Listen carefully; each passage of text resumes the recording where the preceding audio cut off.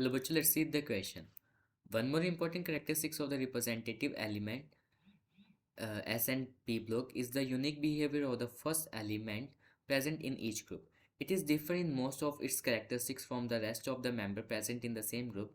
Lithium, the first member of alkali metals, is no exception because of the extremely small size, high ionization enthalpy, and non-availability of the d electron in the valence shell. It exhibits certain typical characteristics. For example, it is quite hard, whereas alkali metals are so soft that can be cut with the knife. Similarly, it reacts with water very slowly, whereas the other metals of the family are quite reactive. Which of the represent the correct order of the decreasing reducing nature? Basically हमसे बोला क्या गया है कि यहाँ पे हमें reducing nature बताना है एल्कली मेटल का. So what could be the key concept over here? So the key concept over here is reducing nature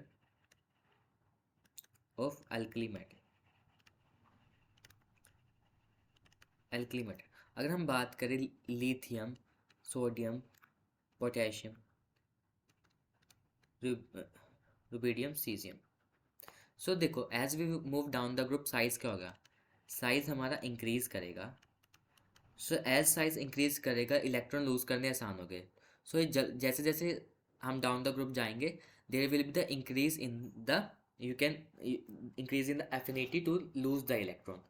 और वैसे वैसे क्या होगा उसका रिड्यूसिंग नेचर क्या होगा? कम होता रहेगा. सो इस हिसाब से लिथियम सबसे सबसे ज़्यादा रिड्यूसिंग नेचर है, फिर सोडियम का, फिर पोटेशियम का, फिर रुबिडियम का, देन सीजियम का.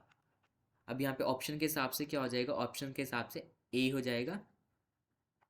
सो the answer will be A over है. क्यों? देखो साइज इंक्रीज किया, साइज जैसे साइज इंक्रीज किया इलेक्ट्रॉन लूज करने की एफिनिटी क्या होगी? इंक्रीज हुई. So there will be the reduction in the reducing character of the alkali metal. So lithium सबसे ज़्यादा होगा, Na, फिर सोडियम, फिर पोटेशियम, फिर रुबिडियम. सो आंसर क्या हो जाएगा? ए.